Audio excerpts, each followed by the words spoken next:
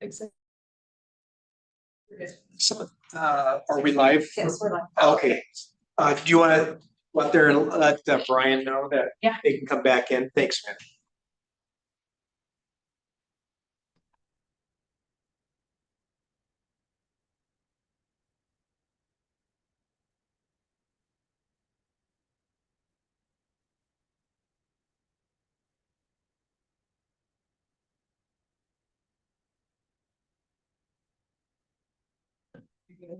Okay. We took the signs down, Yes, I did. so they can pick that. Okay, we'll now call regular session to order at 5:02. Do we have any modifications or additions to the agenda? Staff has none. Chair, I have a request to move action item number 9D, moving that after 9E. I'm sorry, move action 9D. Yep. After the discussion with the lease, then moving the discussion about Marina East and West.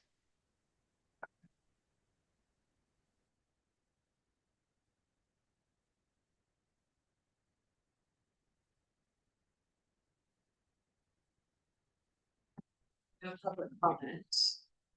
None?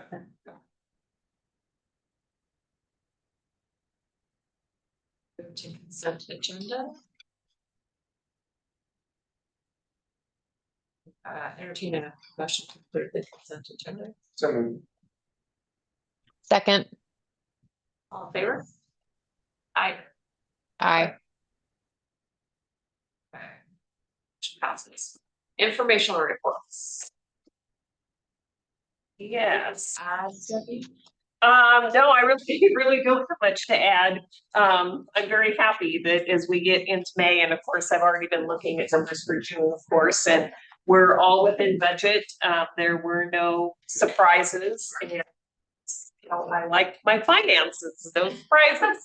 So the financial report is looking good, I believe, through June 30th, actually. Excellent. Commissioner Chair. questions? Yes, So, ma'am. yes. Yes. I had to thank you, Debbie, for all the information you sent back. I just had 2 follow-on questions from my packet I sent over. I guess I asked a question about the bridge traffic decrease and how that would affect our budget. I think I might have maybe my wording wasn't so clear. I'm really concerned of whatever you foresee as how that would impact potentially future bridge funding or that type of TIFIA budget and that kind of thing, or if you think there's no impact in it else at all. Thank you. Yeah, I did read your question, and I have to thank Kevin. Kevin, I was on vacation yesterday, and so Kevin answered most of your questions, but I agree with what he said. On the bridge funding, it's so the decrease is fairly recent, right? Because it pretty much everybody, even people that know a lot more about this than I do. So, for example, CDM Smith, that is doing the traffic and revenue study for the Bridge Authority, does agree that this is pretty much related to the price of gas, and people just aren't driving as much. And so the hard part to know is how long this will last. And then the other thing that we have seen in the past, especially when there has been fairly sudden increases in gas prices, is that traffic initially drops, and then people start to get used to those prices, and so traffic will tick back up. It's always hard to know what's really going to happen. Right now, the drop is significant. Assuming that it does tick back up, there probably will not even be an issue. As far as the TIFIA funding, we're chugging along very well right now, and the fact that the bridge got delayed, the funding for the bridge, and the beginning of construction from back when we originally made all these plans, is actually working in our favor for that part of it, because it gives us a little more time to build up that reserve fund. So I'm not worried about building up the reserve fund. And we do have money in the bridge fund now of what we call a fund balance, but basically a savings account that's in the bridge fund now. So the immediate impact is it will be certainly tolerable. I'm not worried about that. I think it'll be interesting to see as we get through the rest of the summer and get into fall. When we get to fall planning, I'll be taking a really, really hard look at this to see if it's going to impact us long term.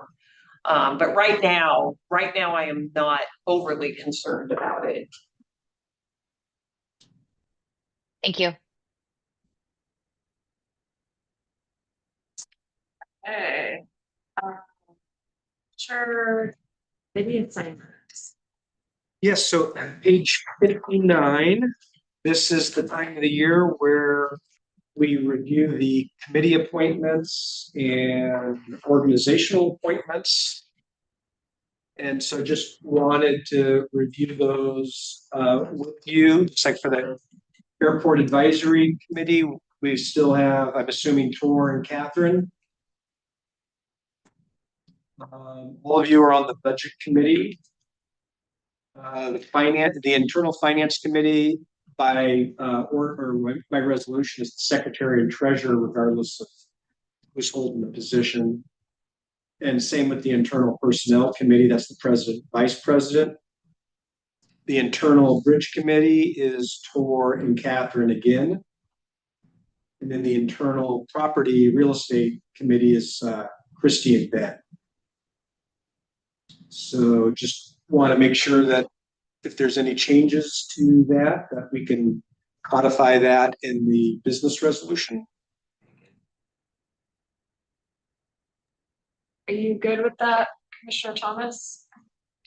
Sure. My only question is, I know we're kind of going, and this is a question for staff, so I obviously defer. I know we're going after some federal funding, and my experience with PNWA has been very positive with getting in front of the correct potential delegation and getting other community members to sort of advocate for you, even though, outside of what circles you're personally standing in. So I'm just wondering if there's any thought as to the port exploring. Obviously, I understand budgeting and everything, but the only thing I would potentially suggest adding would be the PNWA. As I do know, the Port of Hood River was quite active a couple years ago, but I do think with the upcoming federal funding that we want for the waterfront development, it might be beneficial potentially to get back involved in the group. Otherwise, I completely agree with all, and look forward to contributing in some way this coming year. Hey, you can be on that committee. Well, it's the reason that we're no longer a member is that the membership was 15,000 a year. Oh, So a couple of budget cycles ago, staff was given a direction to whittle it down to what was it been, something like $10,000, $12,000. And PNWA primarily is there for, I would say, for the support for the Army Corps of Engineers for coastal dredging and jetty development, and the lock program here in the Columbia River and some isolated dredging here as well. I think the Bridge Authority being involved in PNWA is a great fit. At the time, it was one of the first to go because of the high cost. okay. But I do agree with Catherine. It's a wonderful organization. It's been around for almost 100 years. But it was hard to kind of make that nexus to the Port of Hood River. So that was the reason. That makes sense. Could staff just confirm that amount for the next time we go through this exercise, just so we know? Because I do believe that the dues are less than 15,000 a year. I do believe that the bridge, unless the bridge got a sweet deal, I think it was maybe a quarter of that. So I just want to make sure, but we don't need to vote on it now, but maybe the next time around, Kevin, we could just Sure. get the actual cost. Thank you, sir. Well, you bring up a good point. They could have changed their dues structure because they were going through an organization, a review of that. So I think that there used to be a component of the dues was how much your budget was. And so that was driving us up because of the toll revenue. And there were we were asking us in Port of Cascade Locks, we were looking for our toll revenue to be subtracted from that metric so that we could try to get the dues down, and they weren't willing to do that, but certainly could take another look at it.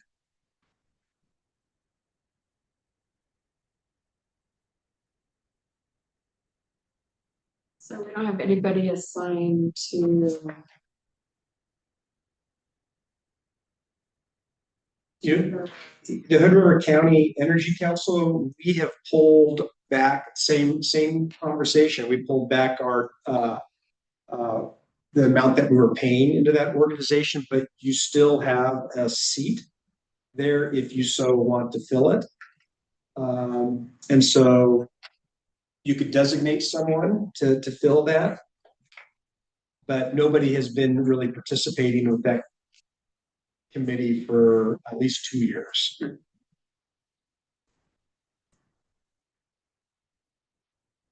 You know, the Chamber of Commerce, I think that was one, Heather, that you and Christy kind of tag team for a while. yeah. Doesn't have River, And that's kind of joint with, is it Hood River? yeah. Yeah, it's the same.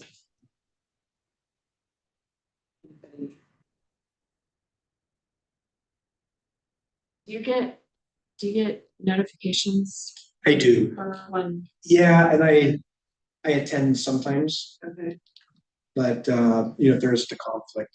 yeah. You could send something out to the commissioners when it's to see if anybody's interested in attending. Yeah, yeah. Not necessarily to be the representative from the commission, but just Unless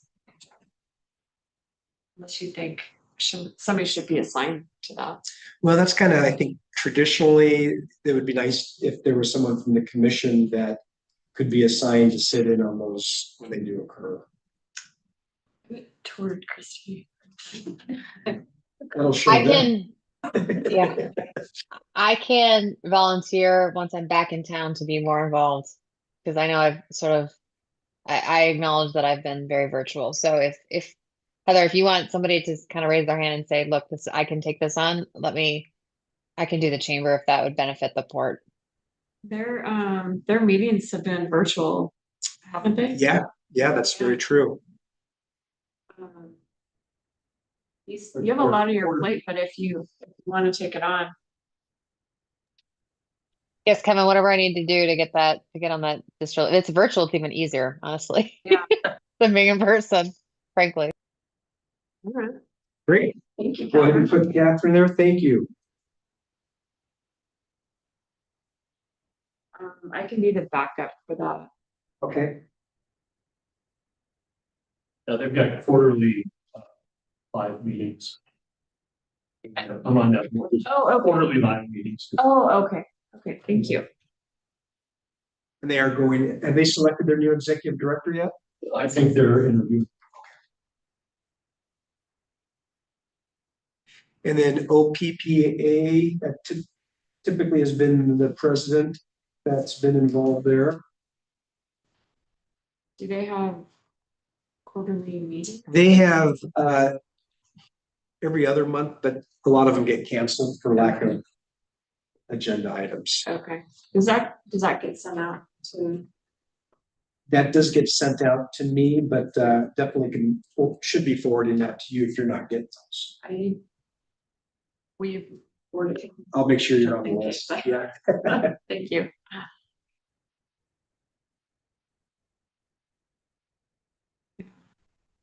You've been being tour on airport, sounds great. That's okay. Okay, we'll go ahead and add that as an exhibit to the business matters resolutions. Thank you for that. Okay, so Amanda has a big 7 presentation. Order. Ready? Yes. Yeah, and while Porter's getting ready, I just want to say that the Port of Hood River has a long history of developing interns here at the port. In fact, Melissa was an intern many years ago. And so this is just really a neat program that Michael McElway started many years ago. And so, Amanda, if you want to introduce the topic. Yeah, so this is Porter Haskell. He is about to be a senior at Washington State University, and he is going to present the current evaluation of Big Seven. Thank you, Amanda. So I'll be talking about the Big Seven building today that the Port of Hood River owns here in Hood River on 616 Industrial Street. A little bit about me. As Amanda mentioned, I am a senior at Washington State University. I started working with the port at age 16, working at the event site booth, which no longer exists. I graduated from Columbia High School up in White Salmon back in 2023. I now support Amanda Rose as an intern, helping manage the port's commercial property portfolio. And I recently passed my Oregon real estate licensing exam and am planning on becoming a commercial real estate broker after I graduate. So the purpose of the presentation, the port received an unsolicited offer from a community member to purchase a section of the land surrounding the Big Seven building, as pictured here and here.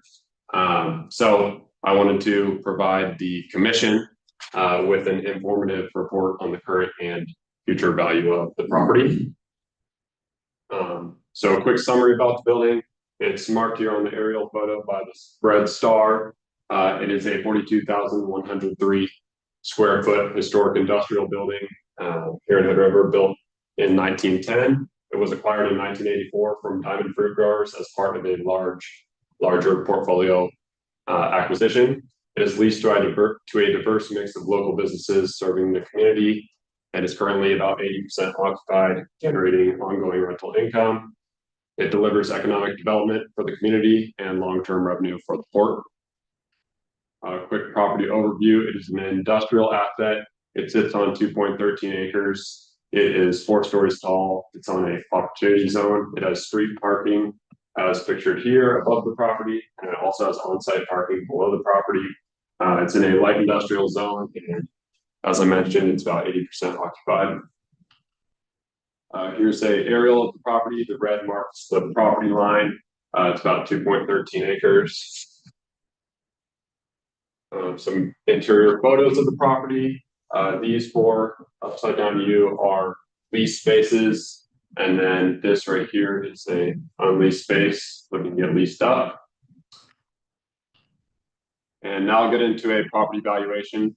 So this is a current as-is valuation, and I did a income-based property valuation, which basically goes off of the property's net operating income per year to calculate a value. And so we started with a gross potential income of about $406,000, minus vacancy and credit loss of about 22.5% or $92,000. Gives us a EGI, effective gross income, of $315,000. Then subtracting operating expenses gives us a net operating income of $200,000. It should be noted that overhead costs and deferred maintenance were not included in the calculation of NOI. So that's important to note. And then combined with a capitalization rate of 7.15%, which I found to be consistent with other properties of this asset class, gives us a value of $2.8 million as is. So this has current vacancy and then current rents. And so this is the stabilized property valuation. So this assumes everything is up to market. So we would charge, in this case, hypothetically, we charge market rents and it is leased up to a market level. That's consistent with the rest of this, with the rest of the market of this asset class. So as we can see, our net operating income jumps up to about $290,000. And then combined with that same capitalization rate, it gives us a much higher value of about $4 million. So there's 2 reasons for the gap of about $1.25 million between the as-is valuation and the stabilized value. So currently we charge rents that sit below market levels. And there's a reason the port does this. The port charges below market rents or at the lower end of the market to spur economic development and help out local community vendors. And then also our vacancy currently sits at about 21% compared to a market average of 8% for this asset class. And so both of those things, they both reduce net operating income. And when net operating income is reduced, so does the value of the property. Why the Big 7 building matters. So the Big 7 building is more than an asset. It's a lasting investment in Hood River and the port. Lasting value for the port, durable long-term revenue, supports port operations. It also helps local jobs and small businesses. Accessible, community-friendly lease rates help local enterprises thrive, as I just talked about. And it supports jobs and entrepreneurship across the Hood River area. Here's a aerial photo of the surrounding area. So you can see the subject property is here. And with that being said, does anybody have any questions?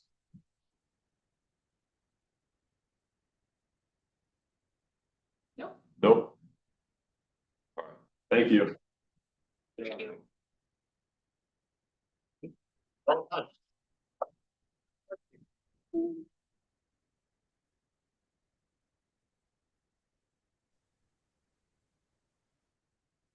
Okay. Amanda, do you want to add some, do you want to leverage Porter's presentation? Yeah, so, something to take into consideration is obviously we had someone come say, I'm interested in the properties surrounding Big 7. I put it in the memo kind of what the take was on that.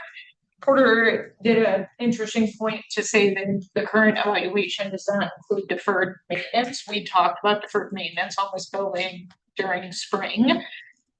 I think something for the commission to think about is what this property will generate once we invest additional money into it and weigh those options. If we have community interest in the property, we may be at a point where Big 7 has lived its best life for us. And it may be time to explore what else it can do for the community. Porter pointed out that the property could be worth potentially more, but that's only going to happen if we raise rents to market value, which is not what the port's mission is. So, you take into consideration what we bought it for as part of a portfolio deal, which was, $800,000, 1984, to what its valuation is now. Obviously, you get your money back plus some to then go reinvest in other places for their assets that don't have so much deferred maintenance. So, as the commission kind of evaluates this building, those are my suggestions, weighing how far it's gotten us versus how much farther we could possibly push it becomes detrimental and costing us more money than what it's generating. So we wouldn't consider selling any of the land around the building without selling the building. My recommendation would be to not get rid of the land surrounding the building. Because if you start cutting up the land around it, part of that valuation is that it sits on 2.13 acres. Yeah. You start taking that away from the real estate itself, you start to impact the value, whether intentionally or not. I think if somebody's interested in the land around it, the building presents enough income to make it a full package deal. And if one person is interested in the land, it's, there's potential that there are other community members that see a larger market asset. Obviously 80% is a strong leasehold. It's beneficial. It's a good number to kind of rest on, where it's more full than not. It also gives a buyer the potential to add market rate tenants to it to raise that valuation for them quicker. How much time do you think we have before the deferred maintenance would be not deferred anymore? We're getting close, right? We talked about that in spring planning, the rainy season coming. It is something we're starting to evaluate coming out of summer into fall to, utilize essentially the dry season to benefit the building. So, I think on the property report, we had more critical stuff to fix, which is right away than any other building so far. So I do think it's on the horizon, and I think it's, you know, for the state of Port losing bridge tolls, having one more asset that's taking more money than what we're getting is something to be mindful of before we get to that threshold, obviously. Do you want some sort of consensus from the commissioners? I think the goal is discussion, but you know, I think the hope would be to get direction to explore potentially what this might look like to list it and explore marketing options. I think part of the discussion is, one, Porter did acknowledge that there was overhead included in that. So, you know, one of the things with our current portfolio, every asset absorbs a certain percentage of overhead. And so I'm always very reluctant about reducing the total number of assets for that, because then that would inadvertently drive overhead up across the board of the remaining assets.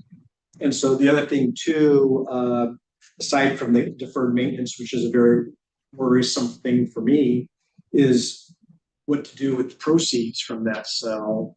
And so, so I think looking at other revenue income producing assets that are maybe a class A or B. Correct. So, you know, if we were to potentially sell this, taking these funds and placing them in a triple net asset, something that's A class and income generating without deferred maintenance, and it doesn't create much staff time to manage, a single tenant use or something with a lease structure similar to how we have frames have, where one tenant occupies a building and all the expenses are associated with that one tenant, as opposed to an older asset that, you know, creates more deferred maintenance down the line.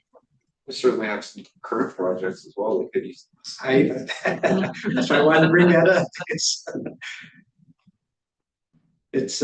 But I think that's a good point to bring up, you know, about, because it's a challenge with the grants. So that could be, but that's a little bit longer of a game. I realize that infrastructure would open up opportunities on the waterfront. Yeah, this is a discussion for a different day on that stuff, but I would say go explore. Chair, I also had quite a long discussion with Amanda about this one as well. And then can you just, what is the term you used? AAA, what was that? Triple net asset. Can you just explain that again to me, just as if you didn't explain it to me already, just so I know what you're talking about? Because that's like a very sector specific term, I think. And I just want to make sure that it's explained at a larger, because it makes a lot of sense after we talked about it.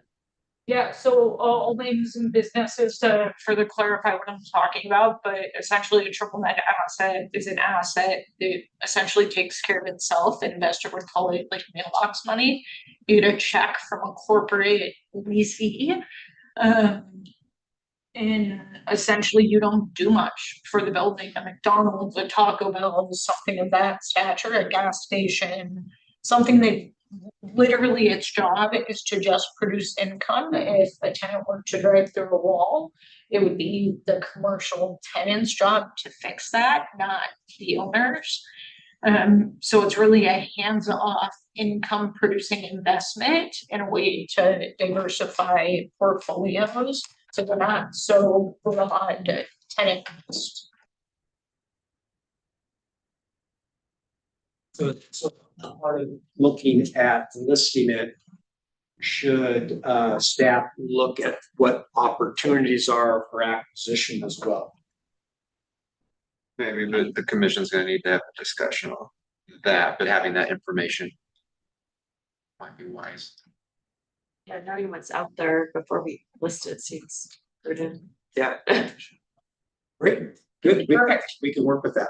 Yep. Thank you. All right, into the ED report. I do have a couple of things I do want to go over, because a lot has been transpiring here. I'm going to start one with the client FBO status. I do see that Rick is online, and so we did pull the FBO contract. We didn't have all the details finalized before putting it in front of you. There isn't anything drastically different, but I want to be able to communicate to you how much we earned last year from the old FBO and be able to show how that compares to the new one. We're not quite there yet. We're getting very close. If we are able to get that, plus the legal review. In fact, Tommy just walked in. Hi, Tommy. But he just completed his review and has a couple of questions. But in theory, for good due diligence for Rick, we might want to call a brief special meeting specifically to the FBO contract so that Rick feels comfortable moving forward. So just wanted to get that in front of you. The other thing, I guess actually, Megan, do you want to just touch on the no wake in the Nichols Basin Sure. and then the boathouse procurement? Yeah, so in the waterfront portion, just acknowledging that we did get a public comment around the oils in Nichols Basin, and some comment just around safety concerns there. And so I had a conversation with the Oregon State Marine Board just to better understand, that there's a slow no wake zone, but it's also a slow no wake speed zone. And given e-foils designed to not create a wake, how does that intersect? So learned that e-foils are considered a kind of personal watercraft, and so they have to abide by the same rules. And so a slow no wake speed would mean that they're basically idling and only going as fast as they need to be to remain under control, which wouldn't be in the foiling category. And that they have to maintain certain distances from swimmers and other watercraft, be it motorized or not. So I am gonna coordinate with our Marine sheriff, who's responsible for enforcement, and just kind of coordinate and let them know the information that I've learned. But I anticipate that this will need to be maybe a broader conversation beyond just today, around how the port wants to proceed with that new information as it relates to Nichols Basin. But wanted to make sure that you had what I had learned most recently here. Is it just one complaint, or are there e-foilers in there a lot? It was one complaint or one comment, I will say. And there are, anecdotally, e-foilers in there. I won't say that they are the primary users of that space, but they are in there with, swimmers and stand-up paddleboarders and kayakers. So that's a lot of different use in that area. Okay. Second piece relates to boathouses.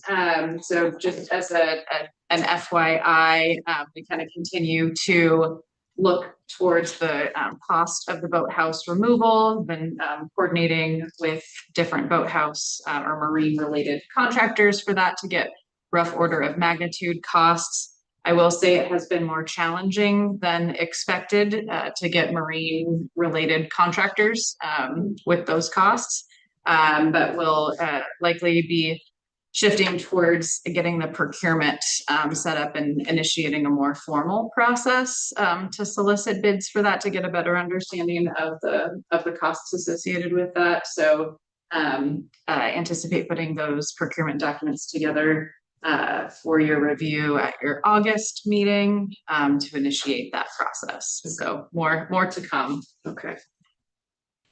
Quick question, Megan, and through the chair, I did go through the procurement information that Kevin sent me to make sure that I'm aware of that kind of stuff. But remind me, do we have to have an independent government estimate before we move to procurement, or is that going to be right?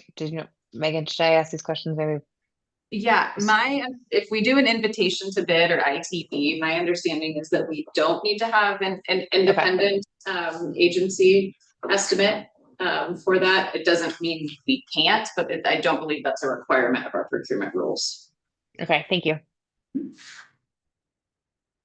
Thank you. Yeah. And so then the bridge replacement has been busy as well. So there's three things. I've got two, and then Debbie's gonna finish off this section with her comments. So the first one is the 6F issues related to the grants that the port received back in the 1970s to build the boat launch, and the fact that most of the Marina Basin is basically all protected for recreational use.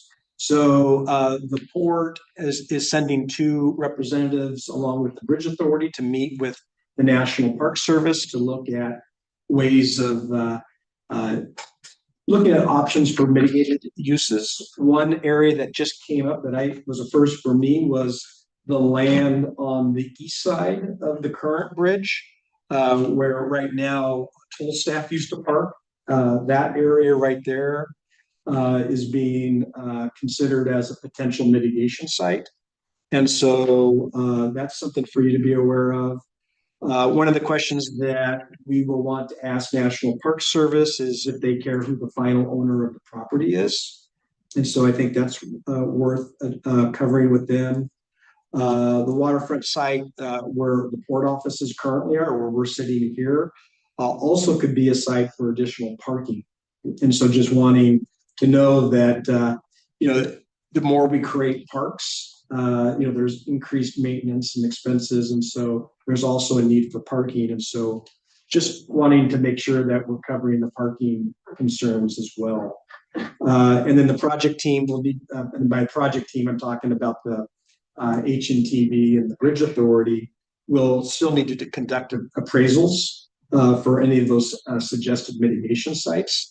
But just want to let you know that those discussions are changing and morphing, and Commissioner Beaker and Amanda Rose are representing the port in those conversations. If Commissioner Beaker is not feeling up for it, I'll likely sit in just because I've got the experience working with the bridge project from 2017.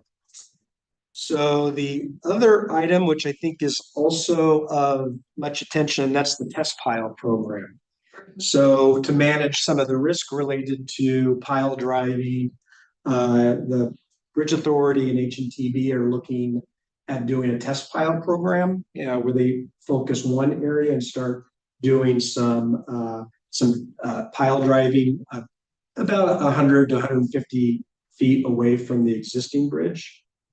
And so HNTB is looking to come to the August board meeting and present that program. Staff is meeting, by staff, I'm going to say it's Amanda, myself, but Tommy is going to be at a meeting tomorrow along with Scott Rainier, our insurance agent, and HDR, our engineer of record, to look at what an intergovernmental agreement between the port and the Bridge Authority might look like, so that they can undertake this really important project to manage risk, but make sure that the existing bridge in the port is covered for a whole number of things. I mean, we're looking at the structural integrity of the bridge during that event. Who, if any, oversight from a technical perspective is the port going to be responsible for? I mean, one of the really good examples that was brought up is if there was a private residence next to a highway being put in, that private residence wouldn't necessarily be on the hook for determining the metrics of determining the effect of the highway going in on that homeowner.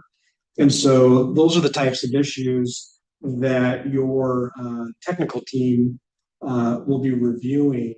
But I think it's important that those issues be included in some type of an IGA so that there's a clear roles and responsibility of what the port's going to be responsible for and what the Bridge Authority is going to be responsible for. So that is likely going to be a part of that August meeting. And so but I did ask Michael Shannon to come and present this program so that the Port Commission fully understands the project. And then finally, I'm gonna hand it off to Debbie.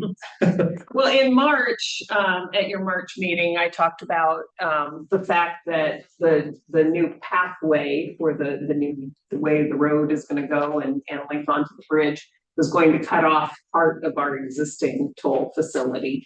And so that's come up again only because the discussion about that needs to be in the plans that they're working on. So they're working towards the 100% design.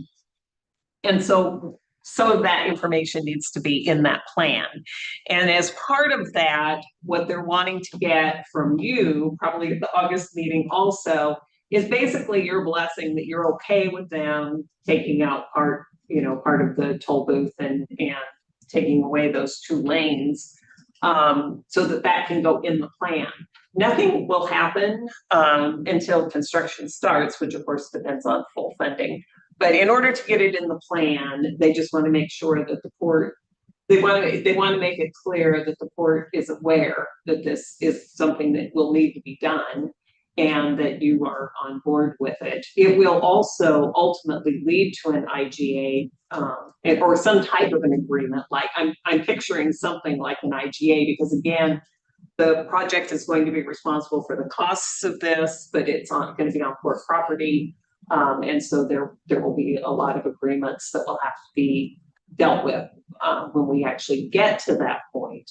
But for now, what they're looking for basically is just your acknowledgement that you were aware of this and that it's not going to hold up the project when we get to that point, because they need it to be part of their design, the design specifications. So there will be a lot more information coming out about that.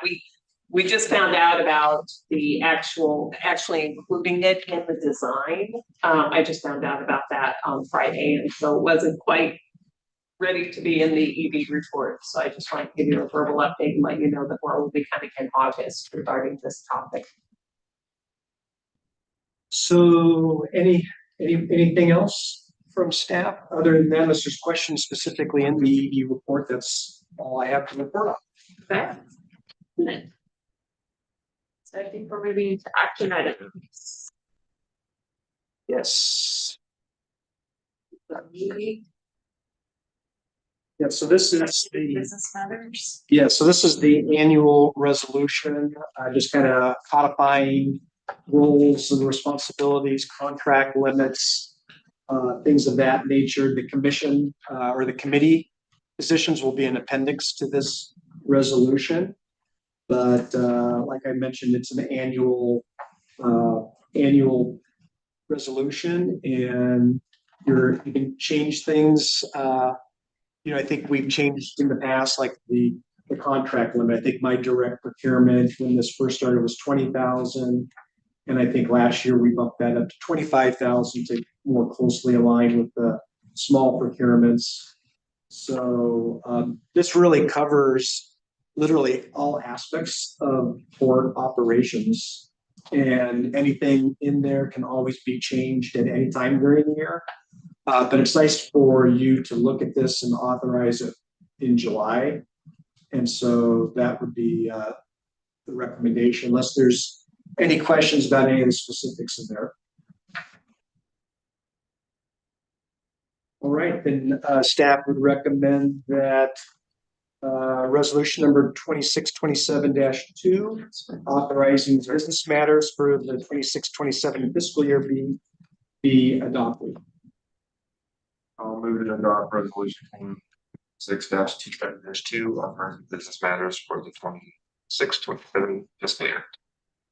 Second. Discussion. All in favor? Aye. Aye. Great, thank you very much. The next item, I am actually going to hand this over to our airport manager, Jeff Bernard. Thank you for coming, Jeff. Do you mind coming up to the podium for this item? Then we'll be on. This is item 9B. This is the change order number 1 with Gallup Construction for the team. Oh, goodness. I just bring that up.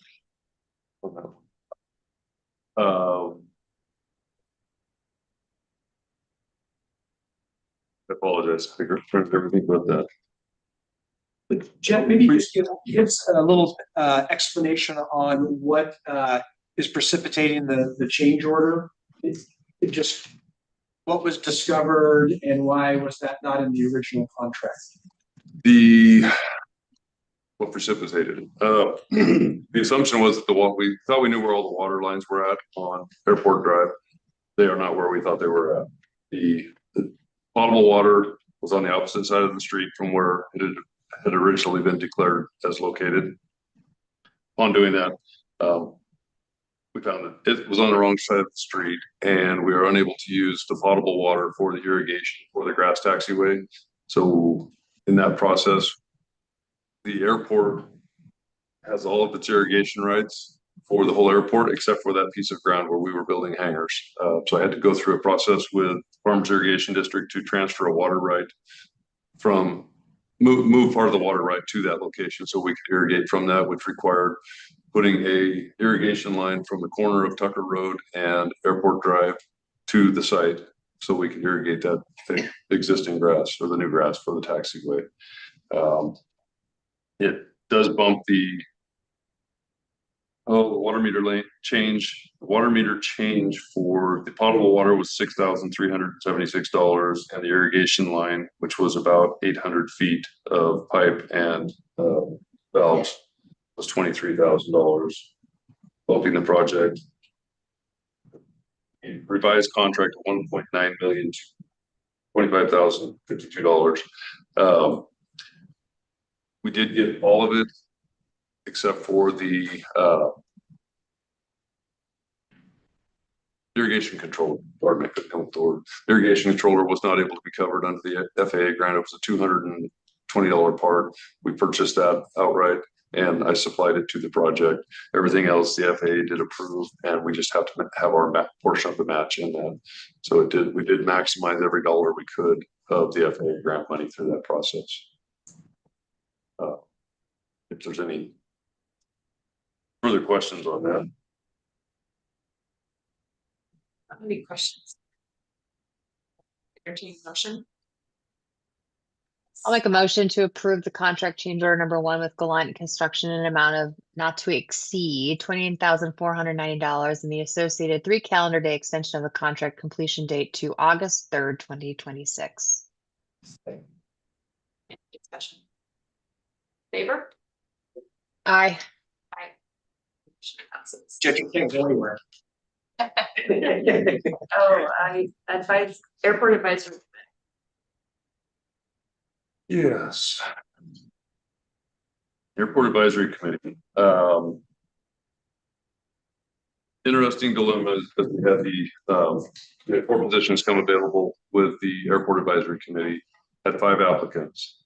In my time that I've been doing airport management for the airports that I've been at, or that I am at, I found varying different dynamics with having airport advisory committees that are not made up of aviation components, of people that have an aviation background or a desire to see aviation succeed.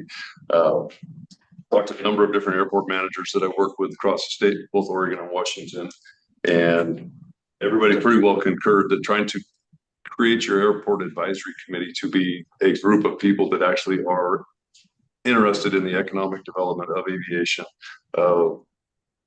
what's best for airports, led me to the path where I'm making a recommendation that we possibly change the resolution, which is, I don't guess it doesn't have a new number on there, to make that one of the criteria for the aviation advisory committee is that the people that we have on there actually have some sort of aviation background, whether they be a pilot, whether they be a business owner, whether they be whatever it is in aviation. That being said, I did reach out to the one individual who's not an aviator, that is on our advisory committee, and she's been there a long time, and been a great asset, I guess. I'm trying to figure out how to, some of this is a little more, not picking on the, I want to see the community's voice. I don't want to lose the diversity of what we've had going on and getting that. I want to, like, my whole goal for the airport is to make it self-sustaining and really drive the economic side of the airport. I do really feel quite passionate about the fact that we need the public's voice, but does it come through the aviation advisory committee, or does it come through a community committee that brings recommendations to that group? And that's kind of what's led me to this recommendation of making that a criteria for the acceptance to that, for your recommendations for the commissioners on that. I Many agree members. with you. I think it's important for the many members to have a good idea of what's happening at the airport, aviation in general, and they can still get information from any citizen, right? I mean, Yes, we still have, well, it always has, it's a public meeting with so opportunity they for can public get comment. from people that maybe have noise complaints or concerns about what's going on. But I feel like the committee that is giving recommendations to board commissioners need to be educated on aviation and airport. So I agree with you. Who remembers why the airport advisory committee was started? What brought it about? For the master plan. You remember? What was it? It was community concerns. Community concerns, and it was from outside the aviation industry. Most. It was, and My concern in changing a resolution would be, and I agree that, I agree with the premise of what you want to do. Changing a resolution and unnecessarily, I mean, I don't know why we need to limit participation. Or limit the opportunity for participation. We can always appoint who we choose. We will probably usually be inclined to take recommendation on that, but I don't know that limiting participation on a advisory committee that was designed to encourage participation from the community is necessarily something I want to do. for me. And I don't disagree with you. I remember, I mean, I started up here in 2016, and I've walked through every facet of noise complaints, you name it. I mean, I've walked through it in the last 10 years. It's definitely not designed. My intent is not to take away the community's voice. I was trying to figure out in this process, how do we actually create, if it is a community, I'm sure there's more complaints about hydrofoils, and I mean, just does the community come through? Does that voice come through another avenue? And we, again, and maybe it doesn't. Trying to drive the economic side of the aviation world, we do get derailed. We get really sidetracked and derailed on some of the things that have nothing to do with aviation by having those individuals on that board. And I know they're all well-intended comments and concerns that need to be heard, but the ability to continue to explore the future of aviation with non-aviators is very difficult. Now, that's the only direction I've opted to push on that.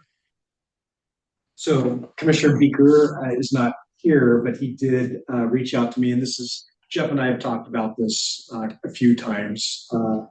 And so Tor did ask for me to pass his thoughts along to you. And so he is very excited about Dustin Morantis being added to this committee. His suggestion was that instead of having 7 positions to make it 8, keep Margot on there, but didn't add Dustin as an 8th position. And then to keep the criteria for membership the same as it had been. And I said, I will carry the water, but I don't have a vote. So, and you and I and Tora talked about this, so that's out there for his sake and continue on. And I understand his sentiment on that. It's just, do we have 9 committee members next year or next meeting, or when does this change, or what does this committee look like? Because Commissioner Thomas has her hand up.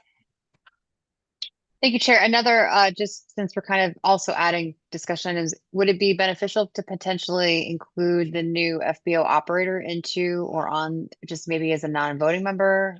They're a permanent position.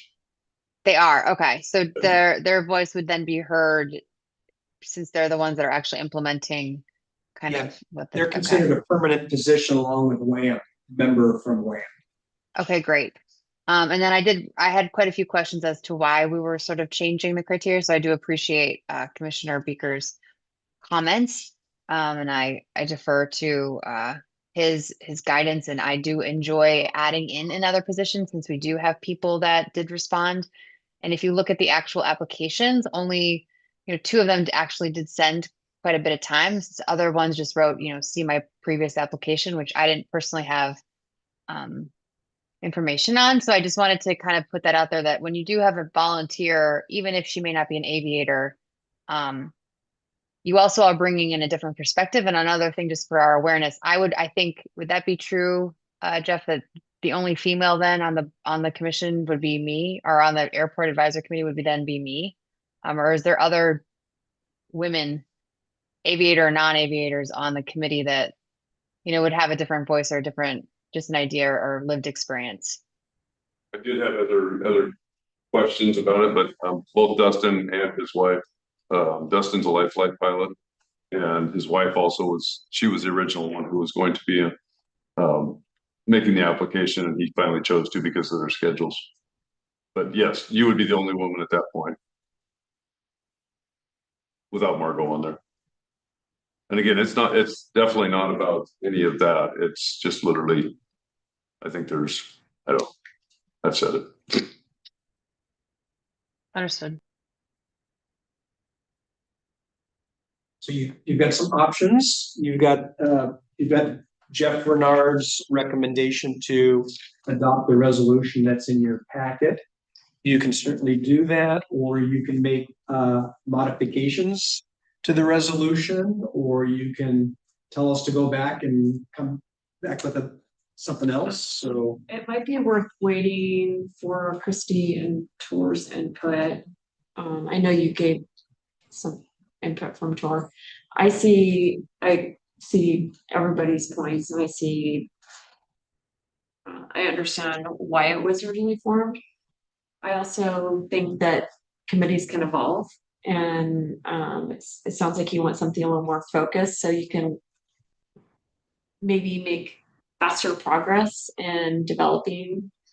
But I'm happy to wait and have more discussion. No, I think we can accomplish both, and I want to honor the intent of this committee, so I really don't have much interest in changing a resolution, but also I'm not going to interview individual applicants. So I'm inclined, and will be each year, to take a recommendation on where we are right now, where we as a committee, which individuals are going to best serve our current whatever, our current plans, our current year, our current everything. I'm happy to take recommendations there, so because I'm not going to interview them. But I wish it was more interest. I wish there for different sectors of the community, but I don't want to change what the founding intent really was of that committee. Not right now, and I agree with you. I'd like to have the other 2 here if we're going to do something like that. I get a different, but as far as appointments, which we probably need to make, whatever you want to do. You can make the appointments without changing the resolution, correct? Correct. That's true. Can we add a position without changing the resolution, or do we need to, that would require Okay. a change.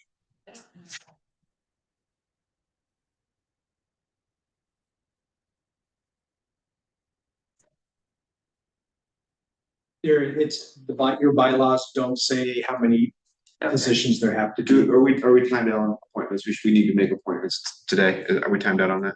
I believe it's end of month, yes. In the chair. So a suggestion, can we do with the recommendations today and then as part of the discussion about the resolution next time, also add in discussing IEC as part of that discussion? Not only are we gonna have change your resolution or not, but do we add a seat or not? That next time, Yeah, because that's not, there's no time constraints there. so we aren't voting on the new appointments. The current AAC is. I believe you guys just You make, approve or deny that. yeah, the bylaws say that you select any committee members. Catherine, would that be okay with you if we could vote on recommendations, but then discuss anything to do with the resolution when everybody's here? Yes, that makes sense. So the position 1, 3, 5, and 7 would be filled based on staff recommendation, potentially I don't want to mispronounce her last name, potentially the applicant. We might be able to make a position 8, but at this point, just so I'm clear, we're not going to change the resolution. We're just going to move forward with the appointments as staff suggested based on their like experience and need for the committee. But that doesn't mean it might not change down the road. Is that correct? That's okay Makes with sense to everybody. me. That's fine with me. So let me just do some active listening here. So this resolution is not going to be considered. We're going to keep the old one. Correct. And then go with Jeff's appointments as recommended in his staff report Yes. And then find a convenient time to bring the rest of that topic back to us. back at the next meeting in August. Gotcha. Understand? You good with that? I understand that, and I believe that will fall on everybody's ears appropriately. So with that, I guess it would just be a motion to accept the positions as recommended by staff.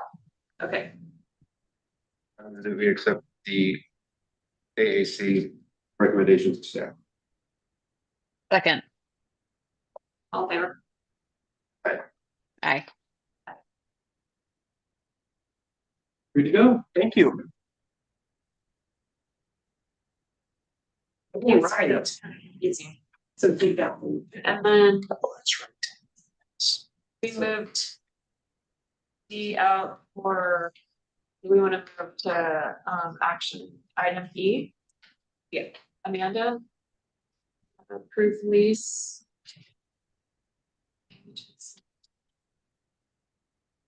DMV lease. Yes. Go for it.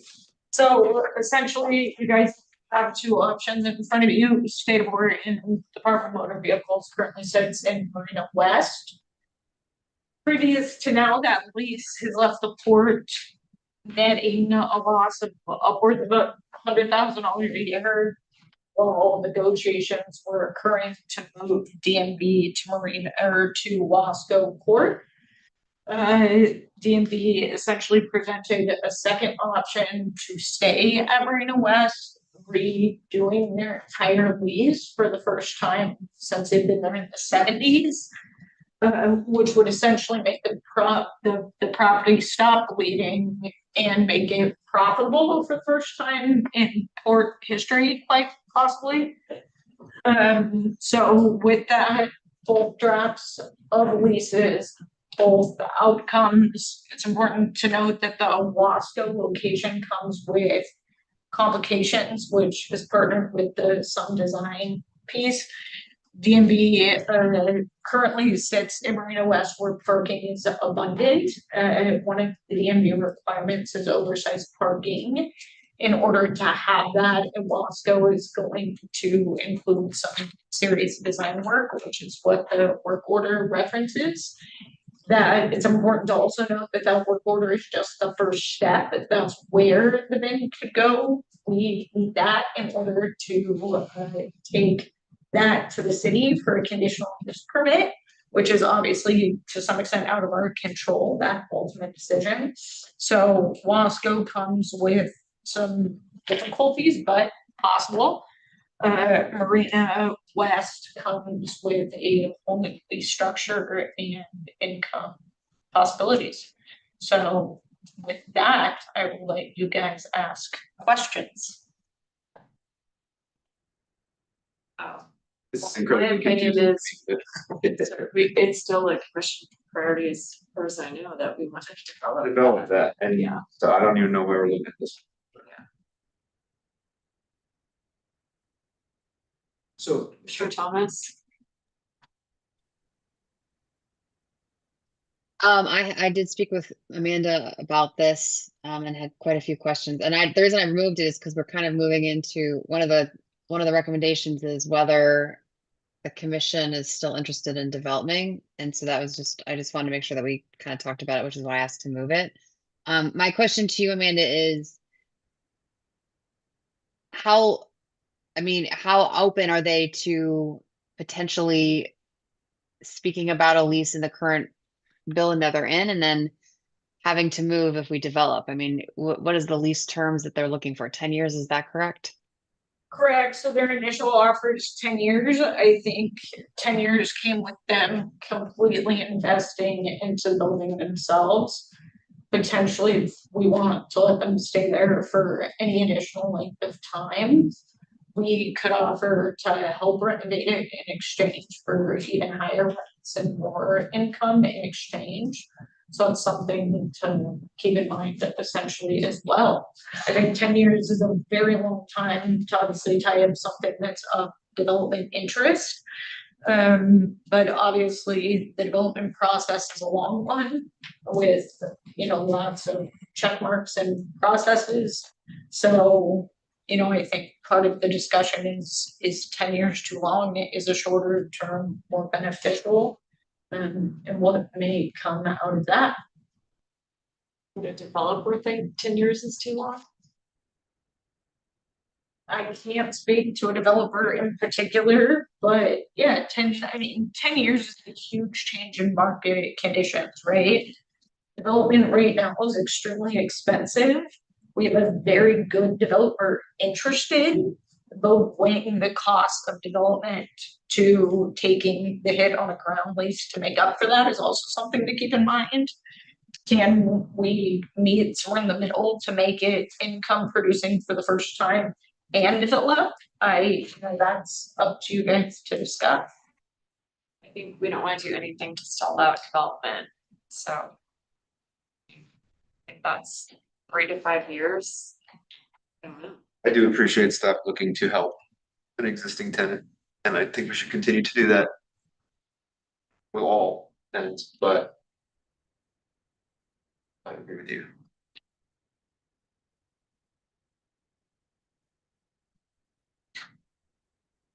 So that means exactly, I don't know, but we don't want to agree to anything that is going to impede our development. Absolutely. Is this though the situation you're describing, Amanda, that we own the building and we have this great tenant and they'd make us all this money, and if the car crashes into the building, they'd take care of is this the type of kind of example you were giving with the Big Seven building?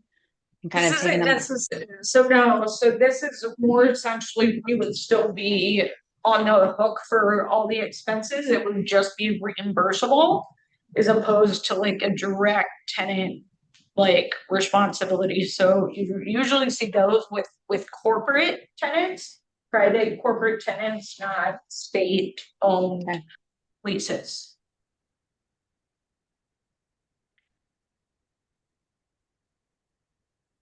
I think one of the reasons why staff was supportive of this concept is that we were nervous about the land lease on the development initially with CMLK. And so here, would you say that this new DMV lease is closer to market? Correct. So this lease is obviously the one before was not, and we were on the hook for all the expenses associated with it, which is part of the reason the building is, essentially bleeding into red. This lease would allow for 100% pass through to make the tenant solely responsible, which is essentially what it should have been doing the whole time. It wasn't available for whatever reason. So it's just another option while development process continues in whatever form the commission thinks is. And that would leave 2/3 available for development. If Correct. We haven't even started negotiating with the developer. We have absolutely no idea. We haven't started. This hamstrings that negotiation before it even starts.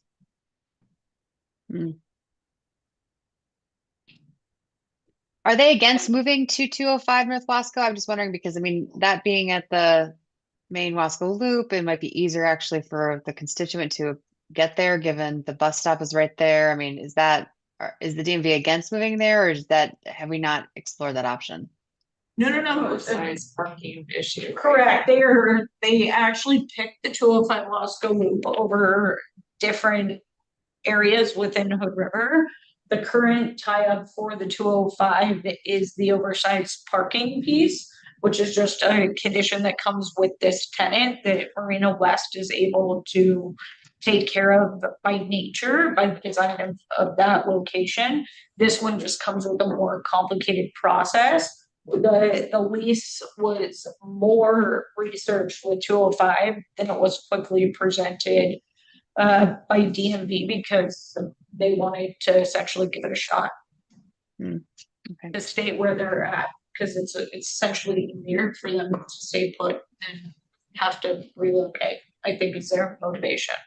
And Amanda, there's a conditional use permit required that would need to be approved by the city. Correct. For DMV to go in, and that oversized parking is a condition of that conditional use permit, right? Correct, Okay. yep. Just having the DMV on prime waterfront, like. It kills me. Yeah.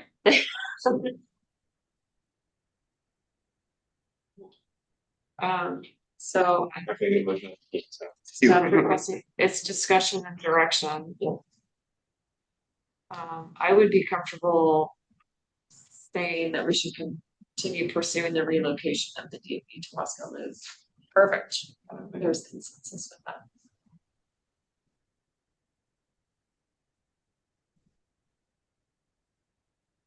I think there's consensus. I mean, yeah, I defer to Commissioner Shepherd in the chair on this one. Okay. There would need to be a motion of some type. Yeah, it's just discussion at this point, correct? Okay. Well, we will need a motion to one way or the other to move forward. Okay, so we're just not gonna have, I'm not gonna make a motion, I guess. So it dies out of lack of a motion. Gotcha. So then that comes to the some design contract. Okay.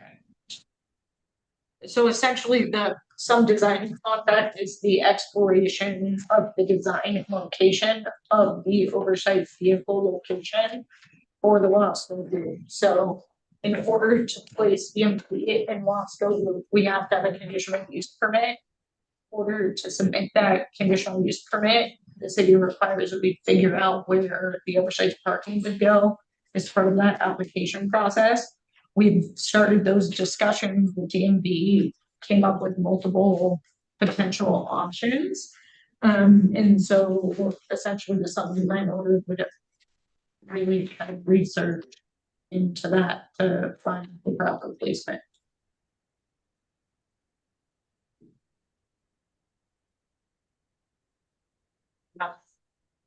We're looking at this, right? Correct, there's multiple.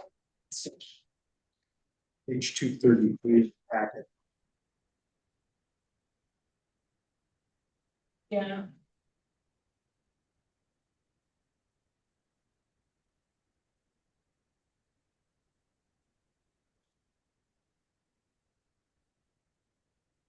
There's one that sits on the west side of the Wasco Loop, one that sits to the north of Wasco Loop. And then, funny enough, one that sits on the east side in the city right away, adjacent to the 211, 213 Wasco Court location. DMV has specifically expressed interest and hope that the one to the west of Wasco Court will work. So all three will be looked at in regards to design capabilities. And the total cost for all three is the 36,000. To determine, yep. Okay.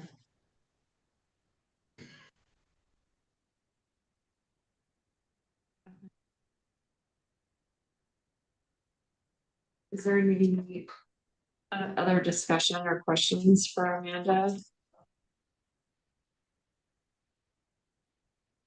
Entertain a motion. Move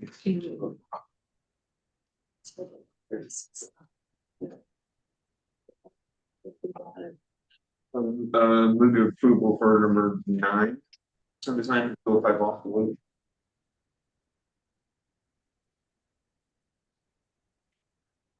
Second, Any more discussion? All in favor? aye. Thank you. And Amanda, you've got the next one, the approve placing the Lower Handle Mill property on the market. Yes, so, Do we have to go back though and You gotta do go, you gotta go. Oh, I'm sorry, item yes, delta? yes, that's right. That's Megan. That's me. I'll just say it. Yeah. not it. So this is for next steps related to the request for developer interest for East and West, a good segue from the prior conversation. We, you know, as a quick recap, RFDI was issued back in February. We did get one submittal that then went through an interview conversation with Commissioner Shepherd and Commissioner Chapman along with staff. And today's sort of decision and discussion in front of the commission is how to proceed in conversations with that developer. You know, I will offer that the developer, you know, brings both professional and personal lived experience local to Hood River and the waterfront, performed well and answered our questions during the interview, at least from a staff level. We'll defer to Commissioner Shepherd if there's more to add around that. But the developer, CMLK, is partnered with GBD Architects, did express interest in entering into an exclusive negotiation agreement or a memorandum of understanding, really to initiate some due diligence around the property.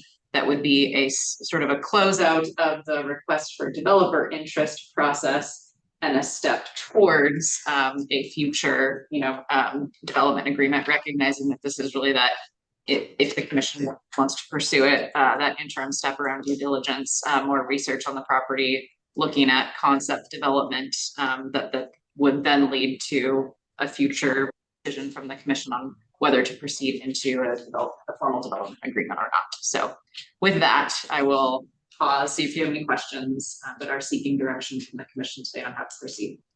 If we do close out the RFDI and just work with this one developer, is there a time frame, like a time, can you put a limit on how long the due diligence? Yeah, we can absolutely put the time frame on it. I think that would be part of the negotiation specifically, you know, with the developer on how long we would want that process to be, how, you know, if or how we want it tied to certain milestones in the process as well. It's not 10 years, right? No. No, this is the standard first step in their place, and they're gonna start sinking money into a certain period of time where we're not going to be, oh, hey, look, another deal came along, we like better, or something like that. It's just an exclusive window to see if this is something that, a project that's gonna work for all parties. But yeah, And They- you- what's your recommendation? I recommend that we do it. Chris and I had a great chat with that team, and staff was here as well. Some of the concerns we had on just, I mean, a proposal request is not an offer. It was just, but some of the items and areas that we expressed an interest to want to have a lot of discussions on, they were open to. And so outside of that, I think we should ask staff to enter into an MOU or, you know, negotiate an MOU, bring it back to us for approval. Okay, Commissioner Thomas? So two things. One, I just wanted to acknowledge a perceived conflict of interest. My firm, Anamar Environmental Consulting, does rent or has rented a office from the developer. Just wanted to share that with the public. Moving forward, there is a likelihood we will rent from them again, but I will no longer be signing any contracts or checks. So wanted to disclose that publicly in case there's any question. And the second thing is a point I think I've said a couple times up to now. I respect the time and effort it takes to put a response together as a small business owner, and I've spoken with Commissioner Shepherd about this. I acknowledge that, and I think it's great that we have, interest of any kind. I am concerned that we are putting the cart before the horse, and I do think that we don't know what's going on with the bridge. And I think that risk for me is really sort of something that I wanted to bring forward. So with that being said, for staff, run more question after the multiple questions I sent you, and thank you again for responding so quickly. Before any exclusivity agreement comes back to us, can we identify any off-ramps that the port would have, or is there not a concern necessarily for any off-ramps moving forward? Yeah, I think in the draft, MOU or negotiation agreement, we can build in those points of an off-ramp. One method to do that is kind of tying the time frame that you were talking about, sort of next steps, as deliverable by deliverable. There are some other approaches to that as well, but all that being said, yes, we can tie that in. And I think, my recommendation as well would be, that the commission has that, legislative authority, if you will, to decide, how to proceed with the property and the development throughout the process. Through the course of your MOU, you're gonna have to come back to us as a DDA to get approved if you get to that point. Yeah. There's an off ramp right there. Yeah. I mean, it's step one.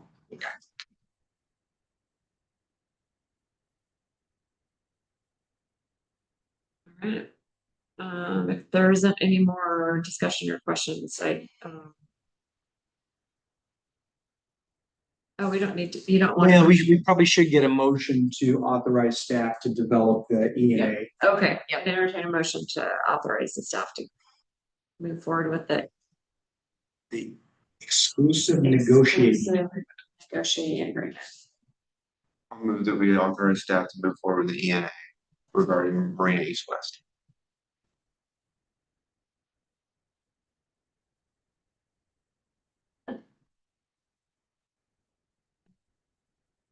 Second motion.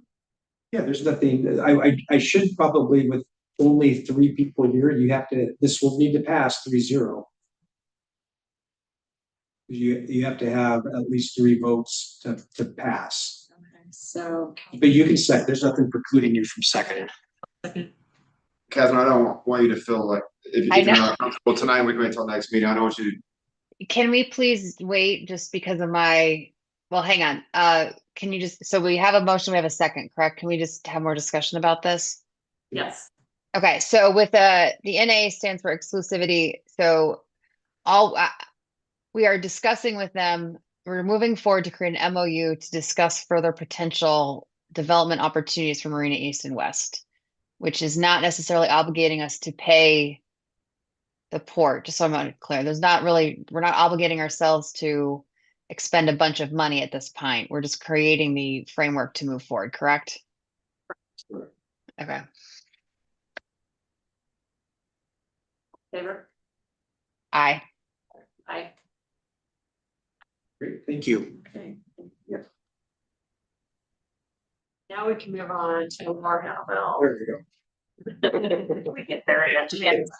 Thank you, Amanda. Yes, of course. So, the big news is obviously we did not elect to proceed with a third extension. Amazon had to elect to close by 11:15 PM last night. We did not get that election to proceed with closing. So the property is up to be marketed or explore all other options with it. So essentially the discussion would be what you guys want to do with it, and my recommendation would be to place it back on the market to see what community interest we have moving forward. I agree. Time frame or time limit on that, not open-ended. Recommendation is 30 days, up not to exceed 30 days. So essentially, we could decide to take it off if we got a great offer. We don't have to keep it on there, but not to exceed 30 days. So it ties in with your meeting schedule. Yep. Commissioner Thomas? And there's nothing to say that we won't get another offer from Amazon, correct? Correct. Amazon could potentially come back if they chose to do so. Great. Okay. I move to approve placing, or sorry, I'm not allowed to do that. Sorry. Chair, I have no further questions. Do you want a motion? Yes, please. Okay, yes, I entertain a motion. I move to approve placing Lower Handle Mill property back on the market with a staff recommended not to exceed 30 days. Second. Discussion? All in favor? Aye. Aye. Thank you. All right. Next meeting, August 8th.